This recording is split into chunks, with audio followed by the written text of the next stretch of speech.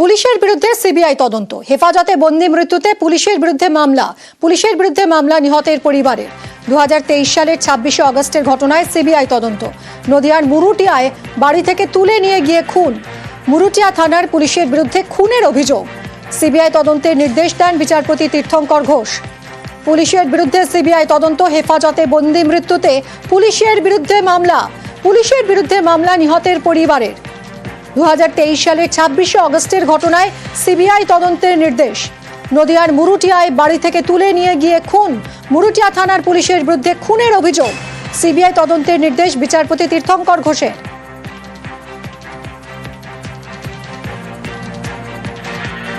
Primarily একটা custodial ডেথের মামলা ছিল। এই পিটিশনারের যে হাজবেন্ড, আমাদের অভিযোগ পুলিশ ওনাকে বাড়ি থেকে তুলে নিয়ে গিয়ে পরে কোথাও হত্যা করে, যার বডি পরের দিন পাওয়া যায়। তো হাইকোর্টের দ্বারস্থ হওয়ার পরে ওরা এফআইআর রেজিস্টার করে।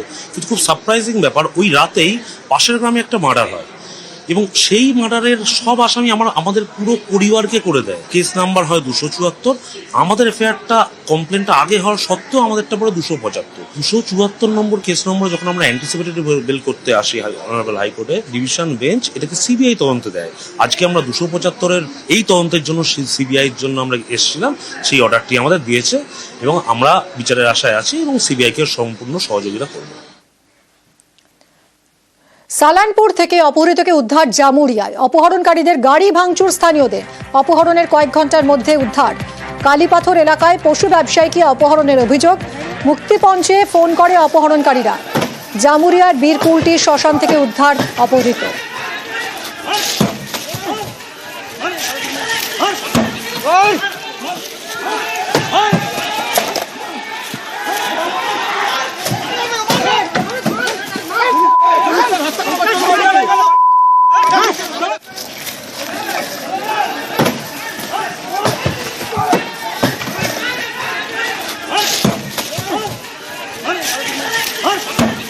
জামুরিয়ায় অপহরণ করা হয়েছিল। সালানপুর থেকে অপহৃতকে উদ্ধার করা হলো। অপহরণকারীদের গাড়ি ভাঙচুর করে স্থানীয়রা।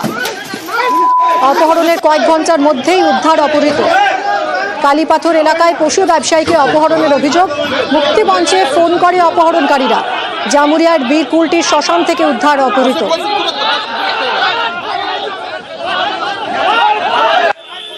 কথা বলবো দীপক, আমাদের প্রতিনিধির সঙ্গে। দীপক, কিভাবে উদ্ধার করা গেল অপহৃতকে? গতকালকেই সালানপুর থানার রূপনারায়ণপুরের এক পশু ব্যবসায়ীকে অপহরণ করা হয় এবং এই ঘটনার কথা তার পরিবারকে পুলিশকে তখনই জানায় যখন মুক্তিপণের ফোন আসে। 10 লক্ষ টাকা মুক্তিপণ দেওয়া হলে সেই পশু ব্যবসায়ীকে ছেড়ে দেওয়া হবে, এমন মুক্তিপণের ফোন পাওয়ার পরেই সালানপুর পুলিশের দ্বারস্থ হয় পরিবার। এবং এরপরই যেই মোবাইল নাম্বার থেকে এই ফোন এসেছিল মুক্তিপণের, সেই মোবাইল নাম্বারের টাওয়ার লোকেশন ধরে পুলিশ জানতে পারে কি অপহরণকারীরা জামুরিয়ার চুরুলিয়া এলাকার এক শ্মশান তাদের টাওয়ার লোকেশন দেখায়। সেই মতো জামুরিয়া পুলিশকে সঙ্গে নিয়ে আসানসোলের সালানপুর থানার পুলিশ যৌথভাবে এই চুরুলিয়ার এই শ্মশানে অভিযান চালায় এবং শ্মশান থেকেই 4 জন অপহরণকারীকে গ্রেপ্তার করে এবং যেই ব্যক্তিকে অপহরণ করেছিল তাকে উদ্ধার করা হয়। এবং অপহরণকারীদের সঙ্গে এক 4 চাকা গাড়ি ছিল। এই অপহরণকারীদেরকে নিয়ে এবং 4 চাকা গাড়ি নিয়ে যখন সালানপুরের রূপনারায়ণপুর পুলিশ ফাঁড়িতে পুলিশ নিয়ে আসে, তখনই উত্তেজিত জনতা অপহরণকারীদের উপরে চড়াও হয়। তাকে পুলিশের কাছ থেকে ছিনিয়ে নেওয়ার চেষ্টা করে, যদিও পুলিশ তৎপরতায় তাদেরকে নিরাপদ থানার ভেতরে নিয়ে যাওয়া হয়। কিন্তু যে অপহরণকারীদের গাড়ি ছিল, সে 4 চাকা গাড়ি, সেই 4 চাকা গাড়িতে ব্যাপক ভাঙচুর চালায়। উত্তেজিত জনতার একটাই দাবি, নিরাপত্তা বাড়াতে হবে এবং যেভাবে এই অপহরণকারীরা তাদেরকে পশু ব্যবসায়ীকে অপহরণ করেছিল তাকে কঠোর শাস্তির দাবি তুলেছে। এই মুহূর্তে বিক্ষোভ চলছে রূপনারায়ণপুর পুলিশ ফাঁড়িতে। ধন্যবাদ দীপ।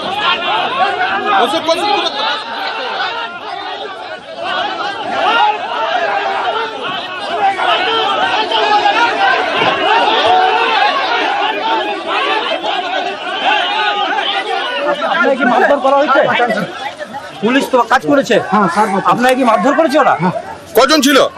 4-5 জন ছিল। অনেকজন তো 4 জন আমাকে এখন ধরে রেখেছে, আরো 2-3 জন ছিল। ঘটনা আমাকে ধরে গাড়িতে ঢুকে নিয়ে। আগুনে অস্ত্র ছিল?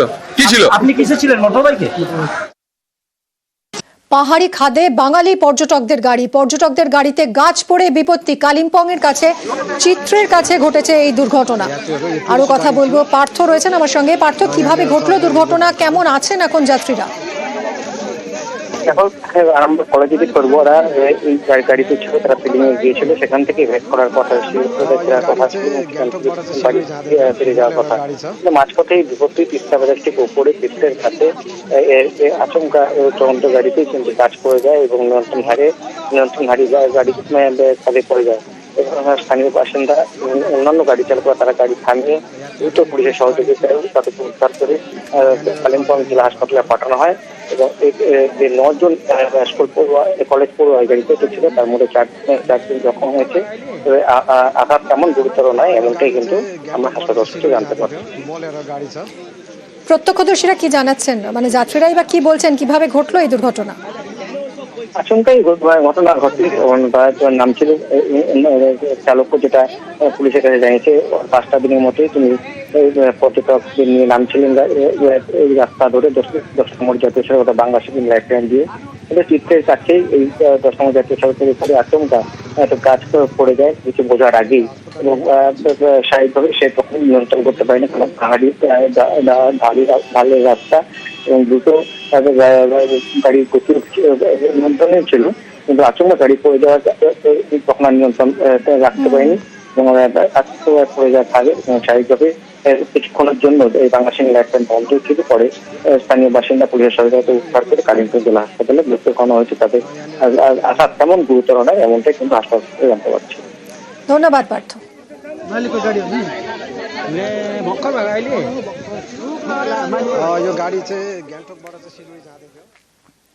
জেইই মেন পরীক্ষার কেন্দ্র বদলে ভোগান্তি, শেষ মুহূর্তে পরীক্ষার কেন্দ্র বদল। পোলবার বেসরকারি ইঞ্জিনিয়ারিং কলেজে পরীক্ষার সেট, আজ বিকেল 3টে পরীক্ষা শুরু। পরীক্ষা দিতে হাজির হন 115 জন পরীক্ষার্থী এবং শেষ মুহূর্তে পরীক্ষার কেন্দ্র বদলের নোটিশ ন্যাশনাল টেস্টিং এজেন্সি। কথা বলবো সোমনাথ আমাদের প্রতিনিধির সঙ্গে। সোমনাথ, শেষ মুহূর্তে একেবারে সেন্টার বদল হয়ে গেল, পরীক্ষার্থীরা তো সমস্যায় পড়েছেন, তারা কি ঠিকভাবে পরীক্ষা দিতে পারলেন? দেখো, যখনই দেখেছে প্রায় 20 মিনিট আগে, যখনই জানতে পেরেছে যারা পরীক্ষার্থী এবং অভিভাবকরা তারা জানতে পারে যে 20 মিনিট আগে তাদের পুরো বর্ধমান এখান থেকে প্রায় অনেকটাই রাস্তা, যে তাদের যখন পরীক্ষা কেন্দ্রে যে বদল করে দেওয়া হয়েছে তার নোটিশ গেটে যখন টাঙানো হয় প্রায় 20 মিনিট আগে, তারপরে কেন একেবারে শেষ মুহূর্তে এভাবে সেন্টার বদল করা হলো? দেখো, কলেজে কোনো আইনি জটিলতা রয়েছে, সেই কারণেই হঠাৎই তাদেরকে আগে থেকে কোনো নোটিশ দেওয়া হয়নি। যারা পরীক্ষার্থীরা আছে তারাও এবং তারা অভিভাবকরা বলছেন যে আগে থেকে কোনো আমাদের নোটিশ দেওয়া হয়নি বা আগে থেকে জানানো হয়নি যে পরীক্ষার কেন্দ্র বদল হবে। হঠাৎই তারা 20 মিনিট আগে জানতে পারে যে তাদের পরীক্ষার কেন্দ্র বদল হয়েছে এবং তড়িঘড়ি ওখানকার পোলবা বিডিও এবং গ্রামীণ পুলিশ তড়িঘড়ি 3টি বাস ব্যবস্থা করেন এবং ঘটনাস্থলে আছেন এবং তাদেরকে ওইখান থেকে প্রায় 2:45, মানে ওখান থেকে পোলবায় যে বেসরকারি ইঞ্জিনিয়ারিং কলেজে 3টে পরীক্ষার টাইম ছিল, সেইখানে তার 15 মিনিট আগে তারা বর্ধমানের উদ্দেশ্যে রওনা দেয়। প্রায় 2:45 মিনিটে তারা বর্ধমানের উদ্দেশ্যে রওনা দেয়। ওখানে গিয়ে বর্ধমানে গিয়ে পৌঁছায় প্রায় 3:45 নাগাদ। পরীক্ষার্থী তাদেরকে জানানো হয়েছিল তারা 2 ঘন্টা এক্সট্রা টাইম পাবে। তারা 2 ঘন্টা প্রায় 5টার মধ্যে বর্ধমানে পরীক্ষা কেন্দ্রে পৌঁছানোর জন্য তাদের টাইম দিয়ে বলা হয়েছিল। তার আগেই তারা পৌঁছাতে পেরেছে এবং ওখানে পরীক্ষা দিতে বসতে পেরেছে। মিমি, ধন্যবাদ সোমনাথ। আমরা এই আজকে সকাল অবধি জানি যে এই সেন্টারেতে এক্সাম, পরীক্ষা তো কোনো নোটিশ এখনো আসেনি যে আমাদের এক্সাম অন্য সেন্টার হয়ে গেছে, এখানে এসেই জানতে পারছি। আমার কিছু ইনফরমেশন ছিল না, এখানে এসেছি, শ্রীরামপুর থেকে এসেছি এখানে। 1 ঘন্টা মোটামুটি লেগে গেছে। আর এখানে গেটে বলছে কি এখানে এক্সাম সেন্টার চেঞ্জ হয়ে গেছে। টোটালি হ্যারাসমেন্ট অফ স্টুডেন্ট আর lack of information, total disability of system. ডিএমএর ইনস্ট্রাকশনে স্কুলের একটা জয়েন্ট পরীক্ষা ছিল, এটা সেন্ট্রাল এজেন্সিরা কন্ট্যাক্ট করেছিল, কিন্তু এই কলেজের একটা জুডিশিয়াল একটা ম্যাটার ছিল, যার ফলে ওটাই সেন্টারটা ভেলুটা চেঞ্জ হয়ে যায়। ফলে আমরা আধ ঘন্টা আগে জানতে পাই, তারপর ডিস্ট্রিক্ট ডি ম্যাডামেরও রিকোয়েস্টে আমরা ডি ম্যাডাম ইনস্ট্রাকশন দিন, আমরা ডিস্ট্রিক্ট থেকে আমরা এখানে এসে ওদের অ্যারেঞ্জমেন্ট করে দিয়েছি যে নবাবহাটে যে কলেজটা আছে সেখানে। সরকারি পুকুর চুরির অভিযোগ এবং অভিযোগ উঠছে এলাকার এক সিপিআইএম নেতার বিরুদ্ধে। বরানগরে সরকারি পুকুর ভরাটের অভিযোগ। আরো বিশদে জানবো সুবীরের কাছ থেকে। সুবীর, কি অভিযোগ? দেখো, বরানগর পৌরসভার 1 নম্বর ওয়ার্ড নিরঞ্জন সেন নগরে সেখানকার ভূমি রাজস্ব দপ্তরের যে জলাশয় পুকুর, সেই পুকুরের কিন্তু একাংশ একদম পাশ কিন্তু জলাশয়ের মধ্যে, সেখানে কিন্তু পুঁতে সেই যে জলাশয় সেই জায়গা কিন্তু দখল করে ভরাট করার অভিযোগ উঠলো এলাকারই সিপিএম নেতা উদয় শঙ্কর ঘোষের বিরুদ্ধে। এলাকার মানুষজন যখন প্রতিবাদ করে তখন কিন্তু সিপিএম নেতা তিনি কিন্তু কোনো কর্ণপাত করেননি এবং তারপরে বাধ্য হয়ে এলাকার মানুষজন তারা কিন্তু ওয়ার্ডের যিনি যুব সভাপতি রয়েছেন তার দ্বারস্থ হন এবং যুব সভাপতি কিন্তু ঘটনাস্থলে গিয়ে যখন দেখেন যে এই পরিস্থিতি, তখন তিনি যখন বাধা দিতে যান তখন তার সাথে কিন্তু বচসা জড়িয়ে পড়েন এই সিপিএম নেতা উদয় শঙ্কর ঘোষ এবং এই নিয়ে এলাকার বাসিন্দারা কিন্তু সরব হন এবং তারা বলেন যে এলাকাতে কোনো রকম ভাবে এইভাবে পুকুর ভরাট করা যাবে না, অবৈধ কাজ করা যাবে না এবং এই নিয়ে কিন্তু বচসা হয় এবং আমরা যখন প্রশ্ন করি তখন আমাদের সাথেও কিন্তু এক প্রশ্নের উত্তর দিতে পারেন না এবং তিনি অস্বীকার করেন এবং সেখান থেকে তিনি পালিয়ে যান, এমনও ছবি ধরা পড়ে এবং এই গোটা ঘটনায় কিন্তু তদন্তের আশ্বাস দিয়েছেন এবং বিধায়ক সায়ন্তিকা ব্যানার্জি এবং তিনি বলেছেন যে কোনো রকম তার বিধানসভা এলাকাতে এই ধরনের অবৈধ কাজ করা যাবে না। ধন্যবাদ সুবীর।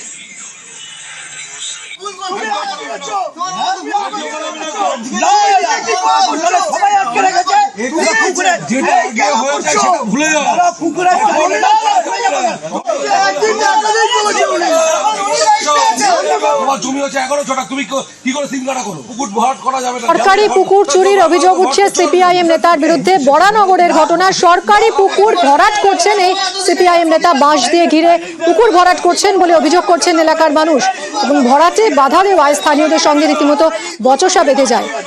অভিযোগ অস্বীকার করেছেন সিপিআইএম নেতা। পুকুরে সবাই হচ্ছে বাড়িয়ে পাইলিং নিয়েছে, আমিও বাড়িয়ে পাইলিং নিচ্ছি। না না, ভরাট করছি না, পাইলিং নিচ্ছি, ভরাট করছি না। সবাই করেছে তাই আমি করছি। আমি খোঁজ খবর নেবো, আমি একটুখানি জেনে নিই একবার। সিপিএম নেতা হোক যেই নেতা হোক, যেটা ইলিগাল সেটা ইলিগাল, যেই করুক সেটা অপরাধটা অপরাধী।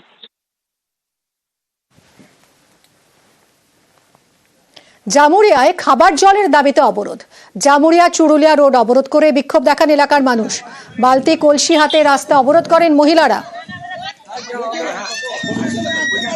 কথা বলবো দীপক আমাদের প্রতিনিধির সঙ্গে। দীপক, কেন এই বিক্ষোভ? দেখো, স্থানীয় গ্রামবাসীদের দাবি হচ্ছে কি যে পৌরসভা থেকে যে পানীয় জল সরবরাহ করা হয় তা কিন্তু দূষিত পানীয় জল, সেই জল পান করা যায় না। তাই বিশুদ্ধ পানীয় জলের দাবিতেই এই অবরোধ দেখা শুরু করে এবং যেভাবে গ্রীষ্মকাল বেড়েছে এবং আগামী সময় আরো বেশি জল সংকট দেখা দেবে এলাকায়, তাতেই পৌরসভাকে নিয়মিত পানীয় জল সরবরাহ করার দাবিতেই এই অবরোধ করা হয়েছিল। ঘটনাস্থলে পুলিশ গিয়ে পরিস্থিতি শান্ত করে এবং স্থানীয় কাউন্সিলর পক্ষ থেকে আশ্বাস দেওয়া হয় যতদিন এই বিশুদ্ধ পানীয় জল না আসছে ততদিন কিন্তু পৌরসভা ট্যাঙ্কারের মাধ্যমে এইসব গ্রামের মানুষকে জল দিয়ে থাকবে এবং দ্রুত যে পানীয় জল আসছে, অশুদ্ধ পানীয় জল আসছে, সেই পানীয় জলকে ঠিক করা হবে এবং গ্রামবাসীদের সমস্যা সমাধান করা হবে। এই আশ্বাস পাওয়ার পরে গ্রামবাসীরা বিক্ষোভ থেকে সরে এসেছে। ধন্যবাদ দীপক। জল খাইয়ে লোকের ডায়রিয়া বমি হচ্ছে এখানে আমাদের গ্রামে। অত ওদিকে ভালো জল পেয়েছে, আমাদের এখানে ভালো জল পেয়েছে না। এখানে টাঙ্কি রয়েছে, টাঙ্কির জলটা খারাপ আসছে, জলটাই তো খারাপ। ওইখানে এসে গেল গাড়ি থেকে জল আসছে, সেগুলো ভালো জল লোককে দিচ্ছে, বড় লোককে। আর গরিব মানুষ মরুক। কতদিন থেকে খারাপ আসছে? আসছে আমরা এক মাস হয়ে গেল, 3 মাস। ওনাদের সহ্য করবো আরো।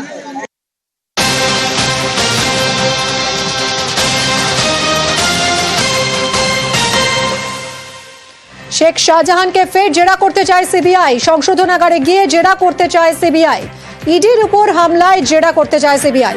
আরো বিশদে বলবে অমিত রয়েছে আমার সঙ্গে। অমিত, শেখ শাহজাহান, তার ভাই আলমগীর এবং শেখ শাহজাহান ঘনিষ্ঠ দিদার বক্স মোল্লাকে আবারও প্রেসিডেন্সি সংশোধনগারে গিয়ে জেরা করতে চেয়ে আজকে বসিরহাট আদালতে আবেদন করা হয়েছিল সিবিআই তরফে এবং সিবিআই আবেদন মঞ্জুর করেছে বসিরহাট আদালত এবং চলতি সপ্তাহে কোন একটি দিন তারা প্রেসিডেন্সি সংশোধনাগারে গিয়ে শেখ শাহজাহানকে তারা জেরা করবেন। তোমাকে জানিয়ে রাখবো যে গত বছর 2024 সালে 5 জানুয়ারি ইডির উপর যে হামলার ঘটনা, সেই ঘটনার সেই ঘটনায় সিবিআই তদন্ত করছে এবং তদন্ত করতে গিয়ে গত বছর এপ্রিল মাসে শেখ শাহজাহানের ঘনিষ্ঠ এক ব্যক্তির বাড়িতে অভিযান চালানো হয়েছিল। সে সময় প্রচুর পরিমাণে আগ্নেয়াস্ত্র পাওয়া গেছিল এবং একই সঙ্গে শেখ শাহজাহানের একাধিক ডকুমেন্টস পাওয়া যায়, যার মধ্যে মণিপুর থেকে তৈরি করা 4টি ফায়ার আর্মসের লাইসেন্স বাজেয়াপ্ত করা হয়েছিল। সেগুলো এক্সামিন করে জানা যায় সেগুলো প্রত্যেকটা ভুয়ো, অর্থাৎ জাল নথি দিয়ে সে সমস্ত লাইসেন্স তৈরি করেছিলেন শেখ শাহজাহান।